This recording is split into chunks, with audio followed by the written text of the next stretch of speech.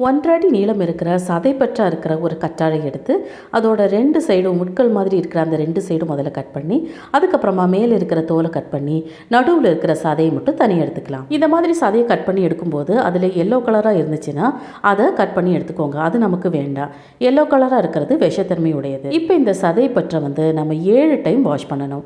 கற்றாழையை பொறுத்த வரைக்கும் நம்ம வாஷ் பண்ணும்போது 7 டைம் வாஷ் பண்ணணும். இதிலிருந்து 2 துண்டு எடுத்து மிக்சி ஜாரில் சேர்த்து ரொம்ப குட்டி குட்டியாக கட் பண்ண இஞ்சி 1/4 ஸ்பூன் எடுத்து அதையும் அது கூட சேர்த்துக்கலாம். 2 ஸ்பூன் எலுமிச்சை சாறு, 2 ஸ்பூன் சுத்தமான தேன், கடைசியாக ஜில்லுன்னு இருக்கிற மண்பானை தண்ணீர் 1 டம்ளர். இப்போ இதை மிக்சியில் ஒரு 10 செகண்ட் மட்டும் நம்ம ஓட்டி எடுத்துக்கலாம். இது குடிக்கிறதுக்கு சோடா குடிக்கிற மாதிரி தான் இருக்கும். ரொம்ப டேஸ்ட்டாக இருக்கும். வெயிலுக்கு நம்ம உடம்ப நல்லா கூலாக வச்சிருக்கக்கூடிய ஒரு ரெஃப்ரெஷிங்கான ஜூஸ் தான் இது. கற்றாழையை நம்ம உடம்புக்கு வெளியில் அப்ளை பண்ணுறதை விட இன்டேக்காக எடுக்கும்போது அதனுடைய முழுமையான பலன் நமக்கு கிடைக்கும். வெயிட் லாஸ் பண்ணுறதுக்கு, ஹேர் குரோத்துக்கு, உடம்பை குளிர்ச்சி ஆக்கிறதுக்கு ரொம்பவே ஹெல்ப் பண்ணும்.